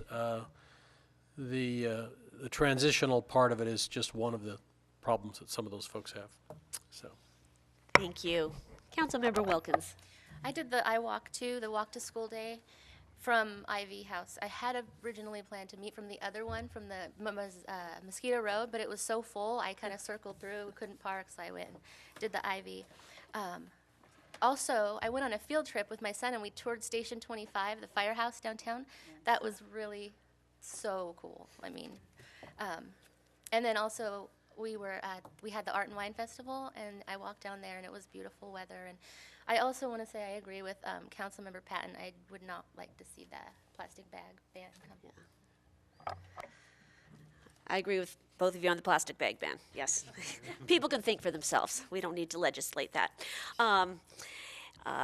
So I guess the main things I want to talk about is certainly been working with Carl and Cleve and the county on the Hangtown Haven transition. And I just have to give my utmost thanks to El Dorado County. They have been incredible in working with us in a very, very meaningful way to meet real needs for these people. These aren't just blanket fixes. We're coming up with creative solutions and working in a very collaborative manner. And just my thanks to the county CAO's office and the Department of Health and Human Services. They are and have been incredible, and I look forward to an ongoing, more collaborative working relationship with the county. We've made real progress there, and really grateful for that. Had a Paint What Matters conference call with Benjamin Moore this last week, and it was a very good meeting. We are making progress on our Paint What Matters campaign, and like I may have alluded to the last council meeting, Benjamin Moore is actually, they're in transition as well and have had to not work with their project manager and start over with a new project manager team. And they're fantastic. We had a great conference call with them. And what we're looking at is we're looking at probably a community meeting earlier in the year, the first of the year, where Benjamin Moore will come out and we'll have a public meeting talking about the scope of the project. Rather than individually talking with a bunch of people, they will be interfacing with property owners and business owners one-on-one, but also just to have a chance for us to come together and hear the information firsthand. We asked for that and they agreed to that, which I think is wonderful, because we are a community that likes to be involved in where we go, and I love that about our community. We don't have a firm date yet, but we were probably looking at mid to late spring for the actual painting, because we've gotten down to the point where winter's setting in, the dew point is rising, and that would not be, it's not a great time to paint Placerville right now, so we're probably looking at spring, and we have a meeting with Mr. Rivas tomorrow. Look forward to that, talking about what kinds of regulations, what do we do with the power washing the buildings and anything that we might, that Benjamin Moore might need to be concerned about in regards to our unique community. So we'll look forward to interfacing you with that. So we're making progress. And finally, had a fabulous business outreach visit this afternoon, right before council. I have to thank City Manager Morris for that. We met with Shalotsky's Deli, Cleve and I, and Kevin from the head of our Economic Development Committee. And Shalotsky's, is new to town. They're up on Placerville Drive where the Arco station and the car wash. And we wanted to just basically meet face to face and sit down and say, hey, how was the process in putting this in place with the city? What do we need to do better? How can we help you be successful? And welcome. We're so glad you're here. And had a phenomenal meeting. Really good dialogue. We're able to give them some meaningful ideas to be connected to the community, and they gave us some really good feedback. And I do have to, the manager gave strong praise to Erica Pierre, and you want to pass that on to her. But he just said Erica at our building department was just fabulous to deal with, and made the process just understandable, and made it really sing. He couldn't have sang her praises more, so I thought you might like to know that. So really appreciated that opportunity. We're going to be doing it, I think, trying to do it weekly, meeting with various business owners and interfacing more meaningful with the city. So I'm really looking forward to that. And then it'll be you. All right, so that ends. With that ends council reports. No items pulled from the consent calendar. Now, Carl, we move on to 14.1. Receive a report on the status of city's illegal and abandoned signs, item 14.1. Mr. Rivas. Thank you, Madam Mayor. Staff just felt it would be appropriate to bring this illegal and abandoned sign inventory and abatement process to your attention, since the last time you received a report on this item was back in March 27th of 2012. Basically following the city's revision of its sign ordinance, the staff was directed to go after what are considered illegal or otherwise abandoned signs. The city contracted with Calfee Consulting, is what I'll call it. That's what I saw in some of the previous documents. And he was basically in charge of trying to move forward with abating these signs. And so basically back in August 9th of 2011, that's when the City Council declared that approximately 22 signs were considered a nuisance, and directed then staff to cause their abatement. On September 13th of 2011, that's when you received your first update on illegal and abandoned signs, and that number was then pared down to 16 signs on 12 properties. And then on March 27, 2012, that's the last time you received a report. We had then the current list that's on your staff report, where it was down to 10 signs. And so if you look at the final box, a lot of those have been resolved with the property owners. We're now down to just 5 signs, and so I think that's pretty good progress. And so we will continue. I just want to report that staff will now is looking at continuing working with the property owners to see if some of these signs could be made conforming, or then we'll cause them to be abated. And the typical avenues for the city to do that is either filing a notice of violation on the property, which then clouds title of the property, or then the city can elect to have a contractor come out, remove the sign, and then put a lien on the property. So anyways, with that, we're down to 5 signs from the original 22. But I do want to add, I guess unfortunately, I did ask for staff to give me a report on new signs that are now becoming abandoned that are no longer in conformance with our codes. And it looks like we probably have about 10 new ones. And so I think we're going to concentrate at time being on trying to conclude with these 5, but then it looks like in the near future we'll probably come back with sort of a new process, round 2 of trying to abate illegal and abandoned signs. We'll bring that to the council, and so far we've identified 10 businesses that have since closed down. They're past 180 days, where then they become illegal and we can abate them. Okay. And with that, I'll have to answer any questions you have. Right. Any questions for staff of council? Pierre, I know we're not making recommendations this time, but are we doing follow-up on these contacts with the 5 that are left? Just a letter to remind them, or something that the council? Yes, we did do that. We did provide notice of all the property owners of this meeting. Okay. And I did receive a telephone call from the property owner that owns Jed's, and they're interested in trying to bring their sign into compliance. Okay. And because, I guess that's a good example, because they're in a highway commercial zone, mainly they could make the sign legal by applying for a conditional use permit and get it to be a permitted sign if that's their desire. Okay. Good. Any Thanks. other questions? So, Pierre, follow through on that one. So the sign that's currently there is advertising 2 businesses that are no longer in the shopping center, is The clip? the Jed's and The Jed's is one of the original signs that the council declared to be a nuisance, to be abated. and So- also the clip joint. And the clip joint That one's ours. was not, It's in because my building. at the time, back in, That was a year ago. yeah, well, That back they in the closed. original resolution, that was actually an operating business, but it's on our new inventory because it's been over a year since that business is gone, so now that is considered an illegal pole sign. Well, and I sort of have a personal stake in this, is that the clip joint is now in my building. So it's kind of a, it's misleading because people think it's there and it's not. The same thing with Jed's. People think that the Jed's Yeah, restaurant is still there, and exactly. it's not. So with the clip joint, I think Mr. Morris spoke with the property owner on the clip joint. I'm trying to recall that conversation. It's the same property owner. Yeah, no, we talked about it, Pierre, simply that it had been brought up that that business has moved quite some time ago, and still, the sign is still there advertising it. So that was the issue. I haven't talked to them yet, though. Okay, well, staff will certainly, reach out to all these property owners and see what avenues they have to either make their sign legal. A lot of times, it's just lowering the height of the sign, making it a monument sign if it's in one of the other commercial zones, but we'll work with them. All right. Thank you. But we'll come back and report Do we have to a you. time frame? Are you giving them a time frame since it's gone on for so long? And I really think we've done a stellar job in trying to, Waiving fees. And, Yeah, yeah.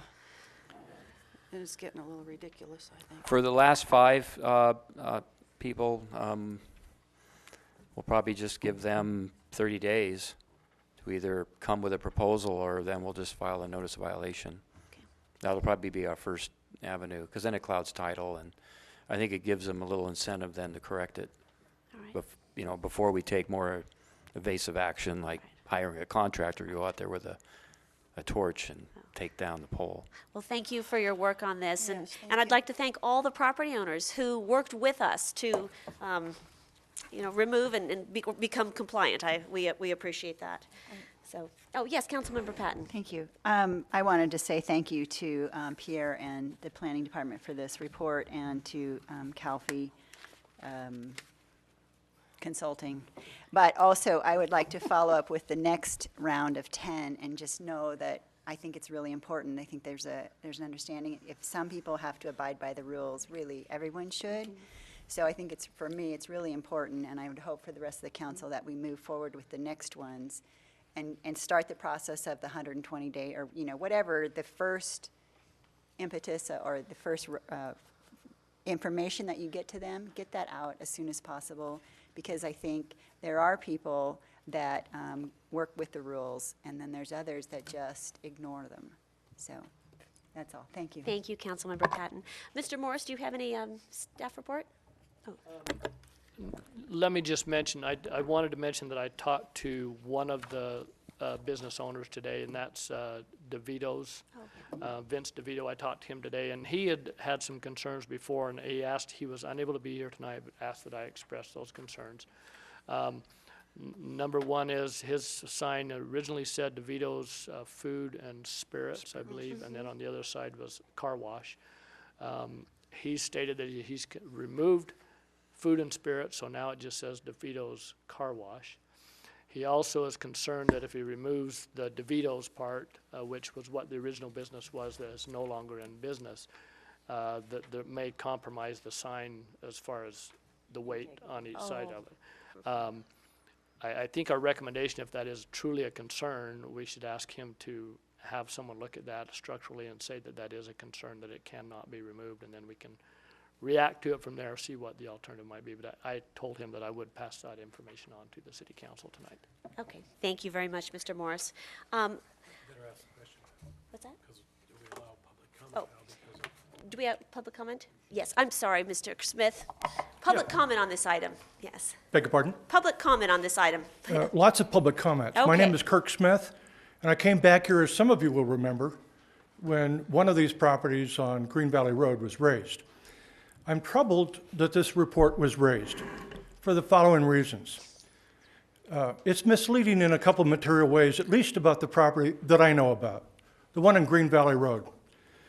I was very candid and forthright, outlining exactly what our intentions were about bringing that sign into compliance. I told this body exactly what the factors were involving it. And time was given to, quote, bring it into compliance. Before that time was up, I came to Cleve Morris, before the 120 days was up. So I acted in a timely fashion. And I've already said that it was one of the smartest decisions you made. My earlier comments wasn't made to anybody in elected office, but I'm saying that your staff did it. A straight arrow. And he set up a meeting with Mike Webb. And I want to know what this decision was about what was illegal, because we did exactly what we said we were going to do, and we relied on what the mayor said. And what did Steve Calfee did? Steve Calfee came back with a letter after that hearing before this body and comes up with a whole bunch of brand new reasons. So those are what your council can tell you are called, among appellate judges, post hoc rationalizations. You don't keep changing the goalposts. Businesses aren't going to like that stuff. But I want to know exactly what the problem was that I was hearing after my presentation, where the only person who made substantive comments by this body was Mayor Acuna. We relied on those representations. You wear lots of hats, and one of them is a property manager. I can tell you that as a property manager, that my constituency would be my tenants. I try to help them out. And I frankly don't really care about one way or another where you get the sign. It's just that we explained to you, who were present then, that it was the basis of the bargain. He relied on the sign being there, it was valuable to him, and we asked for it. So I went to Mike Webb, a meeting set up by Cleve Morris. So I acted in a timely fashion. And then he was just getting his feet on the ground and had things to do. So Cleve, again, left us with a good, competent person, Mike Webb, and I had his assurances that nothing would be done regarding that until I had a chance to meet with him, and we would thoughtfully discuss this in a business-like fashion, showing you the transcripts of the statements made by Mayor Acuna, what we relied on before we spent the money to put it up there and make sure it's no longer abandoned. And there were some other things we wanted to do, but we stopped once we got Steve Coffey's post hoc rationalizations, as well as some that Carl Hagan gratuitously offered after a hearing up here some other time back in March. So I met with your new person, Pierre. Mr. Rivas, yeah. On the very first day he comes in office. I leave a note telling him I was ready to meet with him, and it was the first person he met with that day. And I extracted from him the simple same promise I had from Mike Webb, not to do anything on this subject, this property, before you have a chance to talk to me, so we can discuss it in a business-like fashion. So it's a little misleading when you talk about how long this has been done and says that one of the things that Pierre wants to ask you for is to waive the fines because some of these has taken so long. Well, one of these reasons it's taken so long is because you can't do your job. If a citizen comes to you, the staff, and asks you to explain what you mean with your statements, you ought to be able to get a straight answer to a straight question. And when I ask somebody that before you do anything on this property, do it. Now, I don't know how it is in the political world, but in the business world of any profession, your word is your bond. It doesn't last very long. And when I get a promise that you're not going to do anything on this, and if Pierre thought I was a little hot yesterday, that's before I had a chance to read this, because it's a little misleading when you talk about how much time's passed. I asked you yesterday about that specific property. You said, sure, you'd meet with me whenever you're ready, but you couldn't tell me about this property because you hadn't read the file. If you hadn't read the file, what are you asking this body for direction on what to do about my property? And I've heard you, listen, I love your enthusiasm. You've got a great positive attitude, but please go back and talk to those 80 people on that list. When Miss Patton said, given her prior experience, about what a great job you've done, but she did agree that the Red Cross sign was a maybe a little oversight, and the problem might have been that maybe the property owners didn't express their views. Respectfully suggest on the last point, among many others, you're in error. Fowles have been in this town for 150 years. They were blue in the face. They made their views very clear. You took a sign down that meant welcome that had been longer than Albert Fowles. Can you wrap up your comments, though, and keep it to this topic at hand? Take it off the calendar. Okay. When someone gives me their word, I expect to have it kept. You're not going to have business development work very well if business people can't rely on your representations. You tell me that you're going to sit down and talk to me before you do something. Don't dare put it on this calendar and then tell people, hey, don't worry, we're not doing anything, I'm just giving a report. The report doesn't sound very accurate to me. I sure understand your frustration, Mr. Smith, and I'll see you in the next 6 months. I'll be back here until this is resolved. May I suggest that Mr. Rivas and Mr. Morris meet with Mr. Smith to resolve this? Maybe Mr. Driscoll, too. I'd be glad to challenge a number of ethics issues and some legal issues, so you won't be stupid enough to find it Mr. Smith, before an appeal, okay? Thank you. This is the first we've heard of this challenge, and I ask, will you meet with Mr. Smith to resolve this? Yeah, Madam Mayor, if I may, I did meet with Mr. Smith yesterday. He came into the office. It was an impromptu meeting, so it wasn't scheduled, and I spoke with him probably for about 10 minutes, and I was running out of time for other commitments that I had, and I told him I'd be happy to meet with him, whenever he'd like. Give me a call. We'll schedule an appointment. So that is in play. Okay. As for this report is just what it is. It was staff desiring, since it hasn't gone before you since March, March in 2012, we wanted to report to you, well, what is the status on what was then 10 illegal signs? We're now down to 5. We haven't taken any action. I mean, I haven't done anything on them. It would have seemed fair to Mr. Smith, though, if the process was in play, to have reflected that on the staff report, to say that, ongoing talks with the owner remained. So I can understand his frustration. We're happy to do that. Okay, well, thank you. I appreciate you meeting with him on that.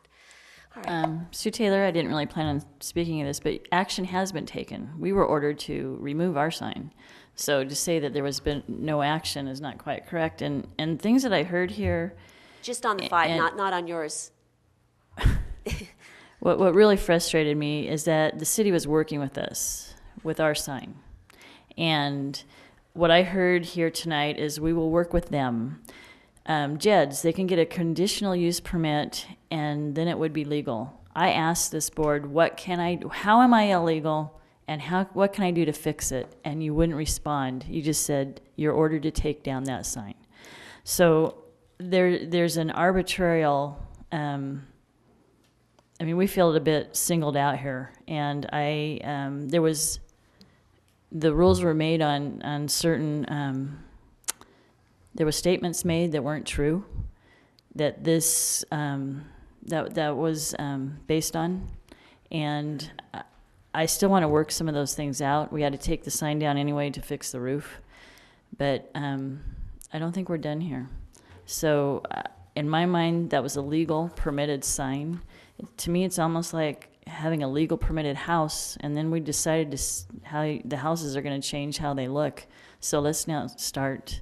If you're not home for 3 months, we're going to tell you to come abandon the home. I mean, to tear down the home. It's just, it had a legal building permit. And so this is getting kind of muddy. I don't think the intent, I can understand. I wanted to know what I had done wrong and what can make it legal. And that was a fair question, which I never got answered. So in the future, maybe you can be more considerate of those that in the business world that pay money to have these signs put in. Listen to that business entity. Thank you. Thank you.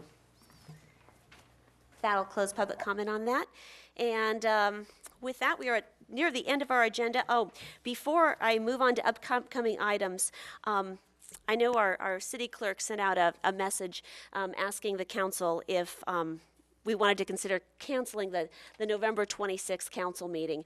And, staff is off on Wednesday. That's a short week. It's a holiday week. People have, family coming into town. And I'd like to, at this point, I'd like to cancel that meeting out of regards for staff, for all of us. And if we know ahead of time, perhaps, we can adjust our schedules accordingly. I know the Board of Supervisors is canceling several meetings, but in terms of the holiday, does the council have any objection to that?